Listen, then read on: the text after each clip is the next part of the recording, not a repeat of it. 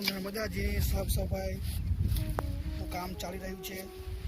અમારા જે આ શિક્ષક છે હાર્દિકભાઈ એ અત્યારે સાફ સફાઈ કરી રહ્યા છે ને તમે જોઈ શકો છો આ નર્મદાજી આપણામાં તેમની જન્મ જયંતિ આવી રહી છે તે નિમિત્તે આ સાફ સફાઈનું કામ હાથ ધરવામાં આવી રહ્યું છે અને ગમે ત્યાં જે પ્લાસ્ટિક પડ્યું હોય તે પણ અહીં સાફ કરવામાં આવી રહ્યું છે અને જ્યાં તમે જોઈ શકો છો તે પણ સાફ કરવામાં આવી રહ્યું છે।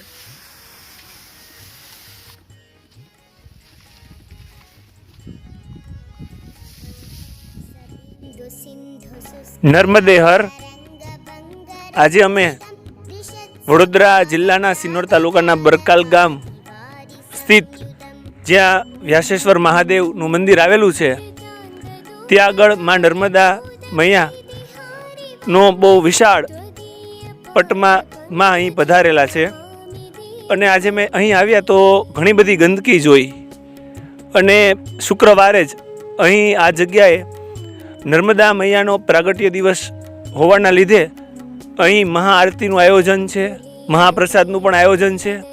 તે નિમિત્તે અમે વિચાર્યું કે આજે અહીં આપણે પૂજાપાઠ નહીં કરીએ પરંતુ જો આ નર્મદા મૈયાનો જે કિનારો કે જ્યાં બહુ જ ગંદકી પડેલી છે એ જો સ્વચ્છ કરીશું તો માં અને મહાદેવ આપણા ઉપર ખૂબ રાજી થશે અને આશીર્વાદ આપશે।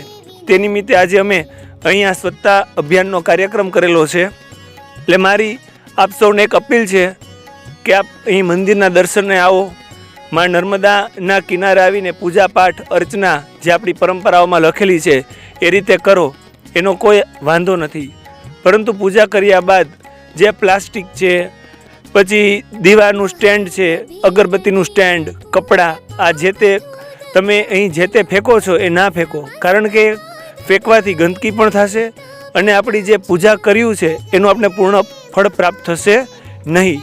અને આપણા દેશની અંદર એક કાર્યક્રમ હાલે છે સ્વચ્છતા અભિયાન, એમાં આપણે સહભાગીદાર થયા ન કહેવાય, કારણ કે આપણે પૂજા કરી અને પછી ગંદકી કરીએ તો એ યોગ્ય નથી। તો મારું આપ સૌને એટલું જ કહેવું છે કે અહીં આવો, આ કુદરતી નજારો માણો, આનંદ કરો, પણ પ્લીઝ મહેરબાની કરીને ગંદકી નહીં કરશો। મહાદેવ હર, નર્મદે હર।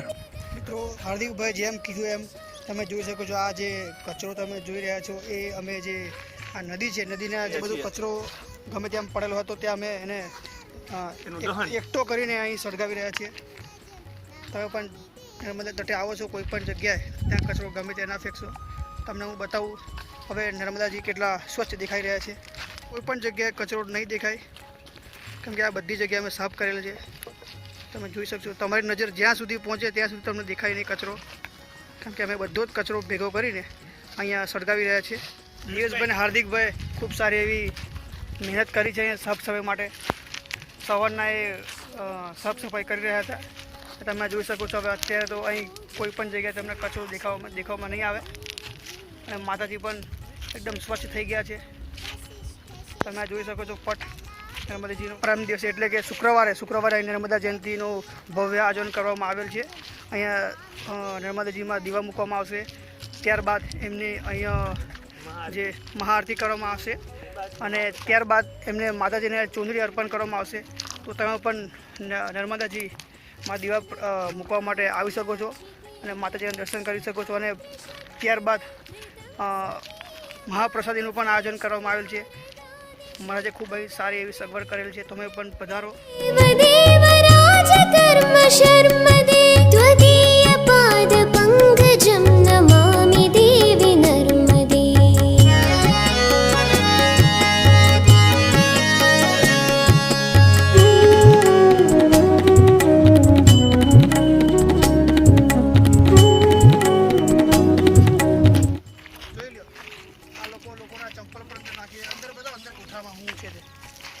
બધું કોથરામાં બતાવો, કઈ ચંપલ હોય, તમે કપડા પણ લોકો નાખી રહ્યા છે પ્લાસ્ટિક। તો આપણે એવું ના કરીએ। પોતાનું મુંડન કરાવીને વાળ પણ અહીં નાખે છે, યોગ્ય નથી। પોતાના વાળ એક જગ્યાએ એકઠા કરીને કચરા પેટીમાં નાખવા જોઈએ।